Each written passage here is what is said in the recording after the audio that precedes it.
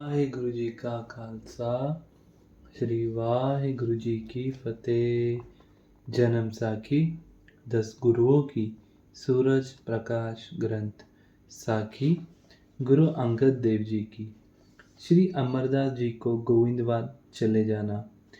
इस बात को अभी थोड़े ही दिन हुए थे कि एक गोंदे क्षत्रिय ने गुरु जी के पास आकर प्रार्थना की कि सच्चे पातशाह, मेरा गांव व्यास नदी के किनारे है, जिसको भूत प्रेत बसने नहीं देते।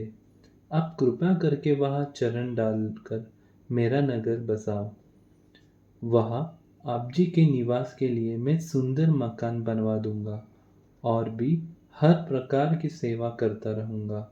गोंदे की प्रार्थना सुनकर गुरुजी ने पहले अपने बड़े सुपुत्र दासू जी को, फिर छोटे सुपुत्र दातू जी को कहा कि इसके साथ चले जाओ और वहाँ ही निवास करना। धन गुरु नानक। मगर जब दोनों सुपुत्रों ने न कर दी तो फिर गुरुजी ने श्री अमरदास जी को कहा कि इस गोंदे के साथ आप जाओ और इसकी सहायता करो। धन गुरु नानक। गुरुजी की आज्ञा मानकर आप जी झटपट तैयार हो गए। तब गुरुजी ने अपने हाथ की एक छड़ी उसे दी और कहा कि जब इस छड़ी को आप गांव की हद में जाकर हवा में ऊंची हिलाओगे तो इसको दूर से ही देखकर भूत प्रेत गांव छोड़कर भाग जाएंगे। धन गुरु नानक। इस तरह जब छड़ी लेकर श्री अमरदास जी गोंदे के साथ गए तो आप जी के हाथ में छड़ी हिलती हुई देखकर सभी भूत प्रेत नगर खाली करके भाग गए। धन गुरु नानक। गोविंदवाल का निर्माण। जब भूत प्रेतों से नगर स्थान साफ हो गया तो गोंदे ने बहुत से राज मजदूर लगाकर गुरुजी के निवास के लिए मकान तैयार करवा दिया। तत्पश्चात आप जी के दर्शन करके खडूर आए, जो आप जी से सारी कथा सुनकर गुरुजी बहुत खुश हुए और कहा कि पुरुष, हमारा वचन मानकर अपने सारे परिवार को बसरके से गोविंदवाल ही ले आओ। गुरुजी का हुक्म मानकर आप जी सारे परिवार को बसरके से गोविंदवाल ले आए और अपने नए मकान में निवास किया।